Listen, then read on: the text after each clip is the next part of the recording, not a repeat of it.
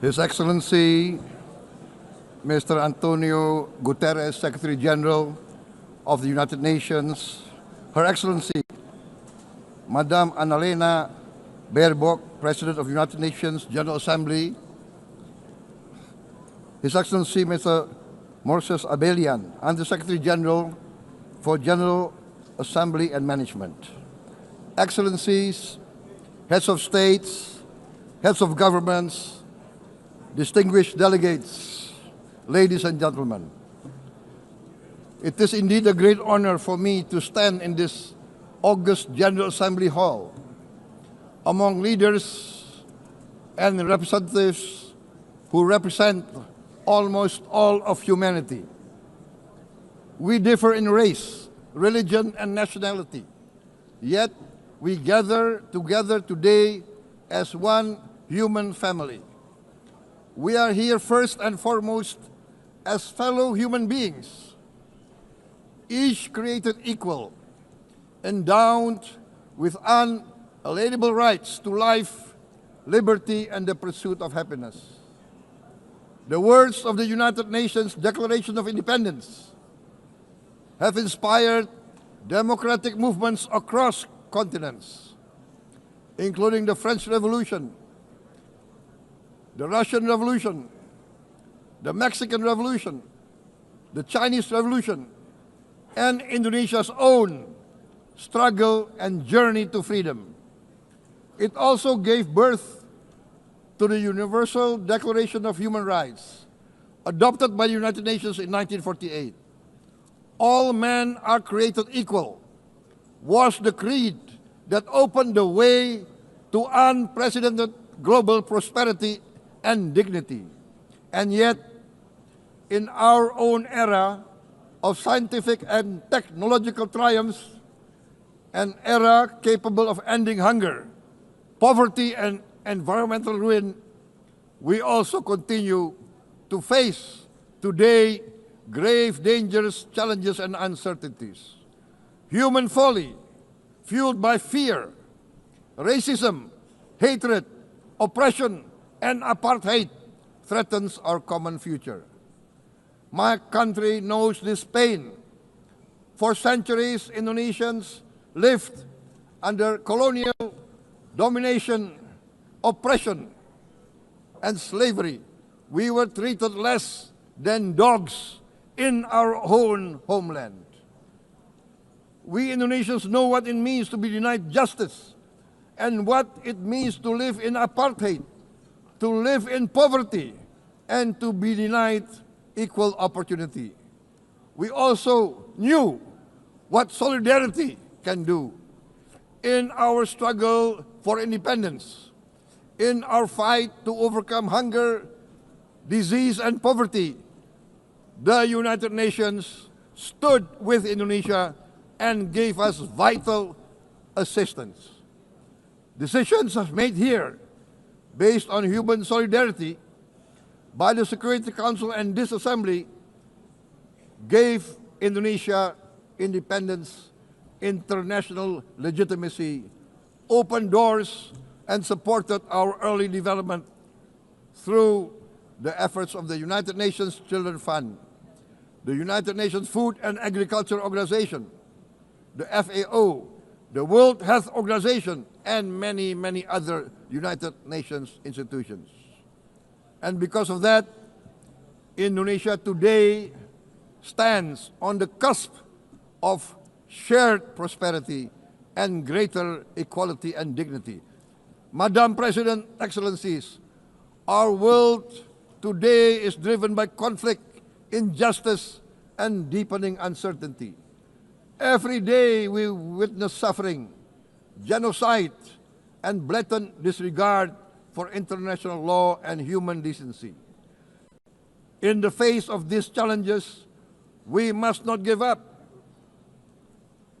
As the United Nations Secretary General said, we cannot give up. We cannot surrender our hopes or our ideals. We must draw closer, not drift apart. Together we must strive to achieve our hopes, our dreams. The United Nations was born from the ashes of the Second World War that claimed scores of millions of lives. It was created to secure peace, security, justice, and freedom for all. We remain committed to internationalism, to multilateralism, and to every effort that strengthens this great institution. Today, Indonesia is nearer than ever before to meeting the sustainable development goals of ending extreme poverty and hunger. Because years ago, this very chamber chose to listen and uphold social and economic justice. We will never forget. And today, we must never be silent while Palestinians are denied that same justice and legitimacy in this very hall. Excellencies, Thucydides warned, the strong do what they can, the weak suffer what they must. We must reject this doctrine. The United Nations exist to reject this doctrine. We must stand for all, the strong and the weak. Might cannot be right. Right must be right. Indonesia today is one of the largest contributors to United Peacekeeping Forces. We believe in the United Nations. We will continue to serve where peace needs guardians, not with just words, but with boots on the ground.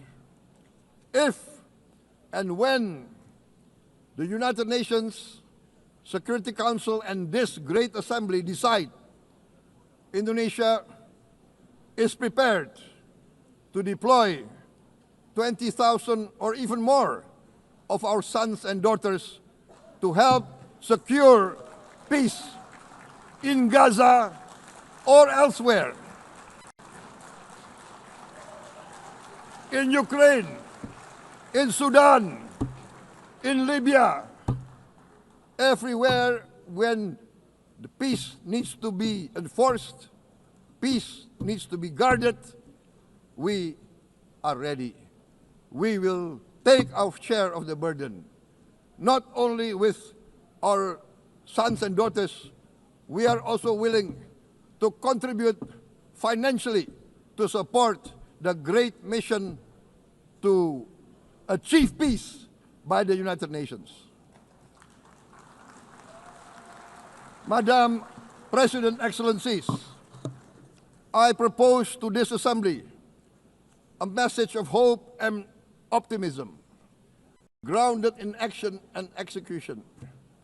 Today, we heard the speech of Madam President, the President of the United Nations General Assembly. Yes, it is true what she said. Without the International Civil Aviation Organization, will we be here today? Will we sit in this great hall? Without the United Nations, we cannot be safe. No country can feel secure. We need the United Nations, and Indonesia will continue to support the United Nations. Even though we still struggle, but we know the world needs a strong United Nations. The world's population is growing. Our planet is under strain. Food, energy, and water insecurity haunt many nations. We choose to answer these challenges directly at home and to help abroad wherever we can. This year, Indonesia recorded the highest rice production and grain reserves in our history. We are now self-sufficient in rice, and we are starting now to export rice to other nations in need, including providing rice for Palestine.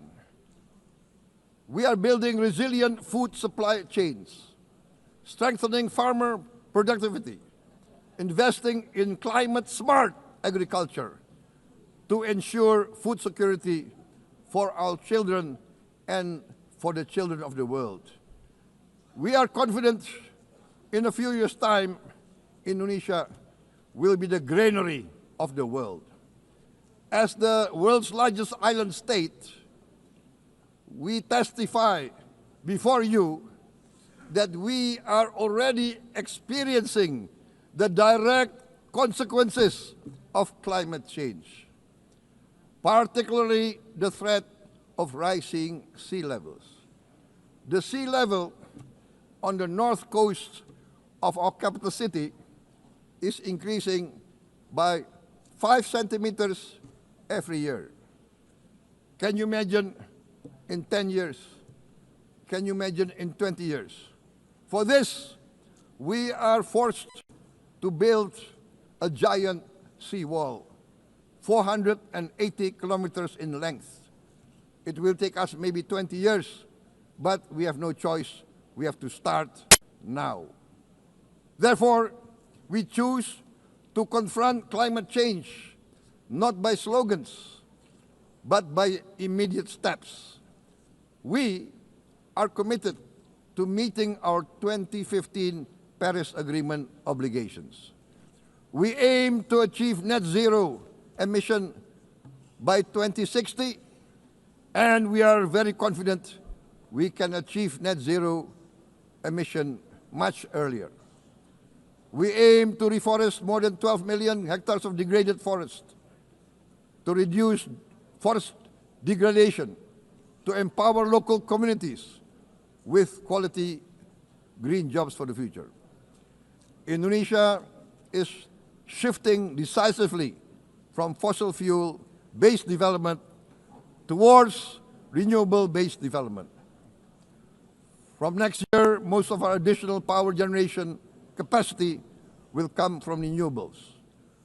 Our goal is clear: to lift all of our citizens out of poverty and make Indonesia a hub for solutions to food, energy, and water security. Madam President, Excellencies, we live in a time when hatred and violence can seem to be the loudest voices. But beneath this loud noise lies a quieter truth that every person longs